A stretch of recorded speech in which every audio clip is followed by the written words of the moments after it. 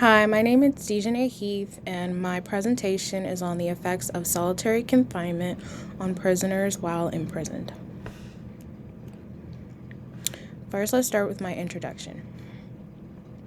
Imagine the feeling of being imprisoned for the first time and one day being brought to solitary confinement for acting out as a result of mental suffering.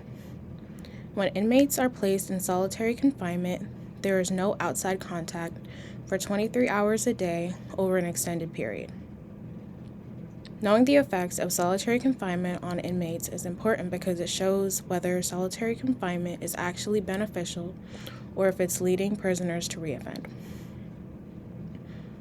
Today I will discuss the effects of solitary confinement on prisoners while imprisoned by utilizing sections which include key ideas and fact files that highlights different literature that focus on how solitary affects inmates, a theoretical review that focuses on the different criminological theories that apply to the academic articles from the key ideas and fact file, methodological review, which analyzes the types of methods that were used in the literature, and an ethics section that discusses ethical dilemmas that correctional officers are tasked with when overseeing solitary confinement. Now let's talk about my key issues and fact file. In this section, I will summarize the key findings from the literature on solitary confinement.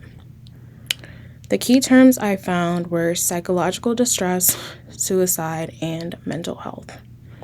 Psychological distress can be conceptualized as an umbrella term encompassing multiple common psychological conditions ranging from subclinical symptoms to clinical diagnosis of depression, anxiety, stress, or post-traumatic stress disorder. Suicide is a death caused by self-directed, injurious behavior with an intent to die as a result of the behavior.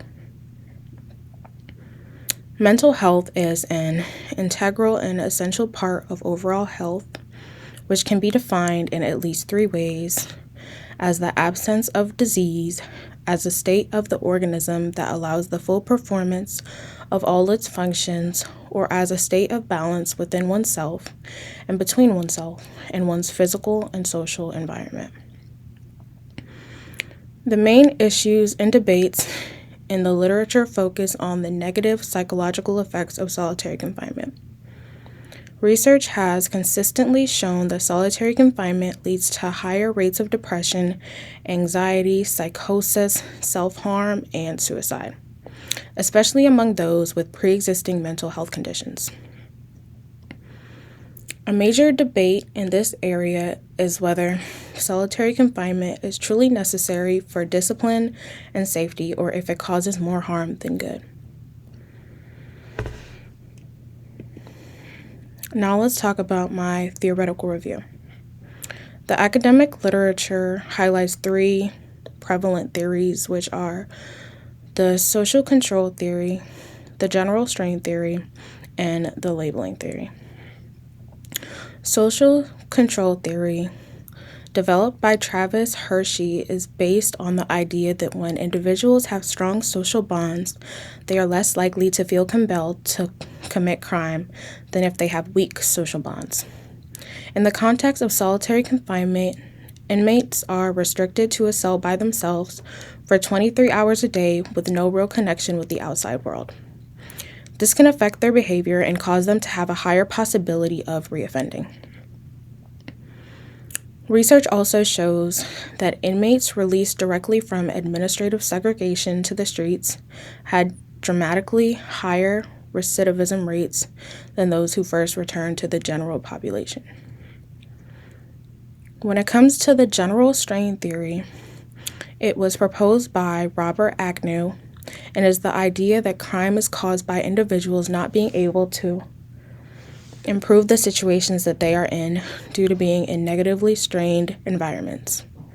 By being in solitary confinement, inmates may take on unhealthy ways of coping from the stress of being in complete isolation.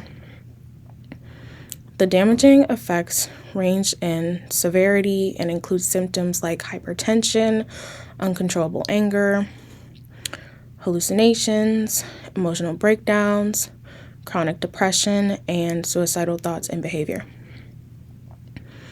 For the label theory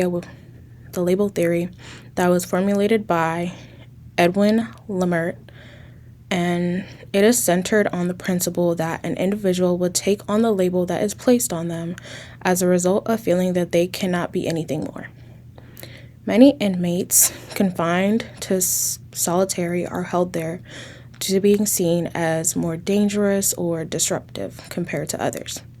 This prejudice encourages the utilization of solitary confinement. Now let's talk about my methodological review. The main methodologies used in peer-reviewed articles, in the peer-reviewed articles are interviews and archival research. The reading states that, according to Oakley, qualitative interview is a type of framework in which the practices and standards be not only recorded, but also achieved, challenged, and as well as reinforced. The interviews used in the research studies were open-ended and would be classified as unstructured interviews, which allowed the inmates to freely express themselves when responding. While interviews allow for more extensive responses and leave opportunity for follow-up questions, they are time-consuming and risk bias based on the way questions are asked. For archival research, it involves primary sources held in an archives, a special collections library, or repository. This allows examiners to conduct research without meeting directly with inmates while still gathering valid information such as demographics and disciplinary records. The strengths of archival research are that it is inexpensive and provides a large variety of samples. Its limitations include the inability to control the data and the possibility of faulty data. Both methodologies help corroborate the results of research on solitary confinement's effects, but they may not completely analyze the entirety of the issue due to all their limitations.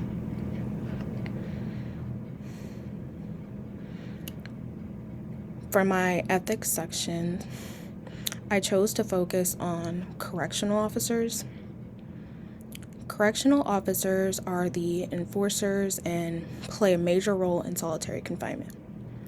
They are faced with many ethical dilemmas, and a code of conduct they would adhere to is the International Corrections and Prisons Association Code of Ethical Conduct. When handling inmates in solitary confinement, the officers may come across instances where another correctional officer is mistreating an inmate. This can be very conflicting due to the correctional officer not wanting to have any tension with any of the other officers or make the workplace's reputation look bad to the public. The courses of action for the officer would be to let someone higher up know what had happened or choose not to say anything at all. But by deciding to let someone know what had happened, the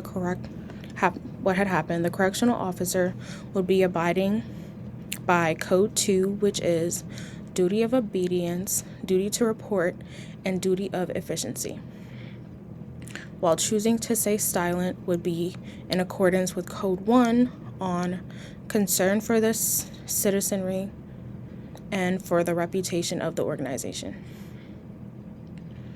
Code 2 states that correctional officers are required to report to their employer corruption, unethical behaviors, or any circumstances of which she or he is aware and could cause the employer, employee, or surroundings to suffer losses or damages of any kind. This code would hold the officer who is not following the rule accountable, ensuring that no wrongdoing goes unpunished.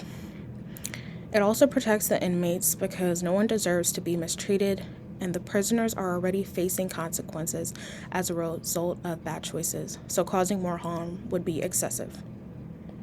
A downside would be that coworkers may look at the officer as a snitch and start treating them differently for turning on a fellow officer, especially if the individual has been there for a long period of time and has a lot of connections. Code 1 says the individual employee is required to perform his or her duties and behave in an ethical manner and thus avoid damaging the reputation of the organization. By following this code, the officer would be protecting the facility from having any bad publicity, keeping them from getting any retaliation from their coworkers.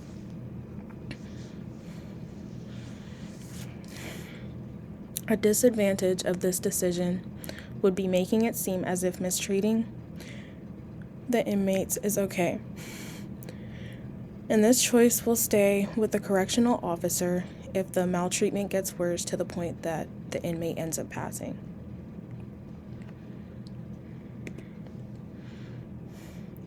For my conclusion. In conclusion, the first section discussed examples of literature that focus on solitary confinement and the effects it can have. The second section was about the different criminological theories that correlate with the academic articles. The third section focused on analyzing the different types of procedures that the literature used. The fourth section highlighted ethical dilemmas that correctional officers face when enforcing solitary confinement. This issue is important because knowing how prisoners are affected by solitary confinement can help with evaluating whether it's beneficial or disadvantageous. Try considering how the loved ones of those who are placed in solitary confinement can feel. Thank you. And these are my references.